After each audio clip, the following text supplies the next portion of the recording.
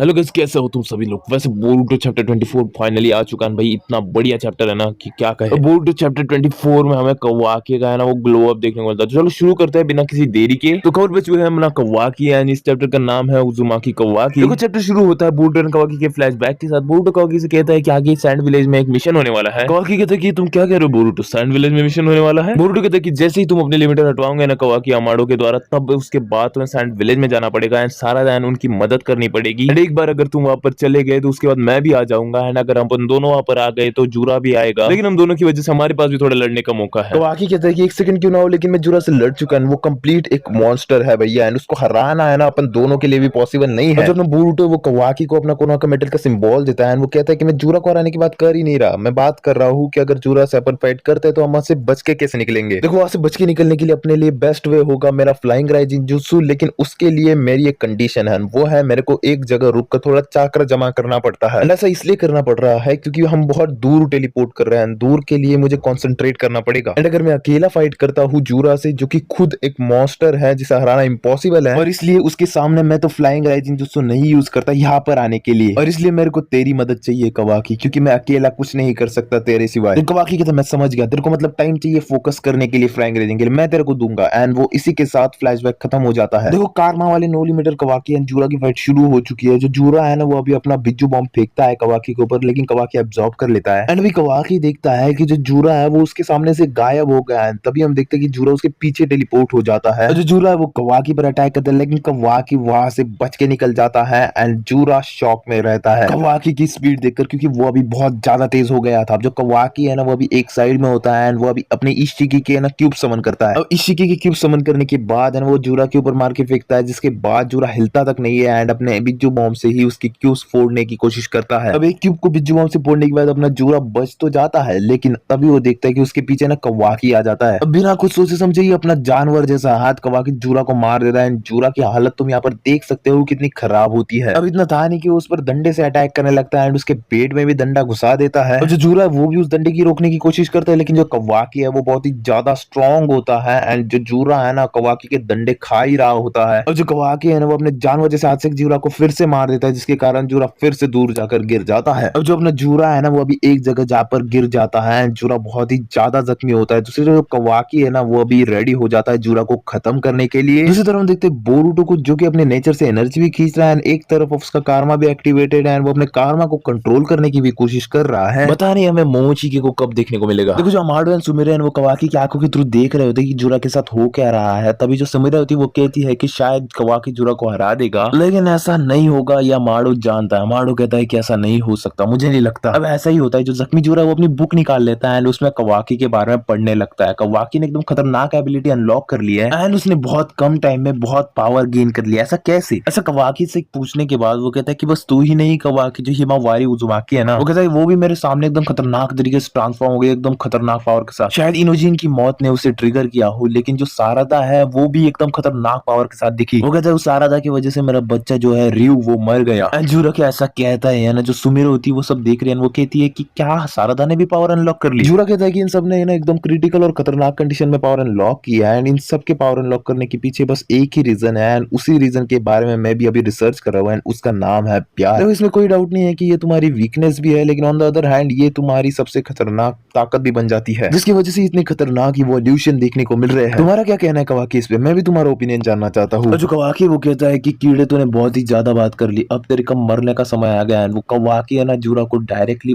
फोड़ देता है, लेकिन उससे जूरा को कुछ नहीं होता है। खतरनाक तरीके से जमीन में से पेड़ उगने लगता है। जो जूरा है ना वो महाराजा की तरफ बैठा होता है। वो जूरा कहीं का राजा दिख रहा होता है, उसके सामने कवाकी और बोरुटो बच्चे दिख रहे होते हैं। जूरा कवाकी से कहता है कि टेंशन ना ले कवाकी, मैं तुझसे बात करना चाहता हूँ, इतना फ्यूज मत उड़ा तेरा। जूरा कहता है कि मैंने कभी भी एक्सपेक्ट नहीं किया था कि तू बोरुटो को बचाने के लिए आएगा, लेकिन मेरे को एक ही बात बता है कि तू दुनिया में बस एक ही शख्स को प्यार करता है, उसे ही प्रोटेक्ट करना चाहता है, वो है नारुतो उज़ुमाकी। जूरा कहता है कि मैं नारुतो को ढूंढने के लिए कोनोहा में गया था, लेकिन अब मेरे को जब पता चला कि नारुतो मर गया है तो मेरे को बहुत बुरा लगा, लेकिन तेरी आंखों में देखकर ऐसा पता चलता है कि ये बात झूठ थी। वो कहता है कि तेरे को पढ़ना बहुत आसान है कवाकी, मैं समझ चुका हूँ कि नारुतो उज़ुमाकी जिंदा है। जूरा कहता है कि देख झूठ बोलने में तो मैं भी अच्छा नहीं हूँ, लेकिन एक बात तेरे को बता दूं जो कि तेरे को पचने नहीं वाली, कि मैं अभी नारुतो उज़ुमाकी को खाने वाला हूँ। देख मैंने ऐसा सुना है कि जो नारुतो है वो सभी बिज्जू के साथ है ना लव का बॉन्ड शेयर करता था एंड बहुत टफ बॉन्ड था उनका। वो कहता है कि देख इसमें भी प्यार का कनेक्शन है एंड मैं ऐसा सोच रहा हूँ कि अगर मैं नारुतो उज़ुमाकी को खा लेता जाता हूँ तो मेरे को प्यार के बारे में और भी ज्यादा पता चल जाएगा। एंड ऐसा सुनते ही जो कवाकी है ना वो जुरा पर अटैक करने ही वाला होता है, लेकिन तभी कवाकी को एक बंदा रोक लेता है, वो है बोरुटो। बोरुटो कहता है कि बहुत हो गया कवाकी, अब मैं रेडी हूँ अपना फ्लाइंग रेजिन यूज करने के लिए, चलो निकलते हैं। जुरा कहता है कि ऐसा लगता है कि तू फ्लाइंग रेजिन यूज करने वाला है, चलो ठीक है कोई बात नहीं। जुरा कहता है कि मुझे बहुत बुरा लग रहा है कि तुम दोनों यहाँ से जा रहे हो, लेकिन शायद आज के दिन के लिए इतना बस हो गया। जाने से पहले कवाकी कहता है कि ए जुरा सुन मेरी बात, मेरे को है ना प्यार के बारे में घंटा फर्क नहीं पड़ता, लेकिन जुरा तूने जो नाना दाइमे को खाने की बात की है ना उसके लिए तेरे को सजा जरूर मिलेगी, एंड वो सजा तेरे को मैं दूंगा, एंड मैं ही तेरे को अपने हाथों से मारूंगा, ये बात तू याद रखना। कवाकी कहता है कि चल बोरुटो मेरा बोलना तो हो गया, चल अभी निकलते हैं यहाँ से। तभी जुरा उसे कहता है कि कवाकी अच्छा हुआ कि तूने मेरे साथ फ्रैंकली बात कर ली,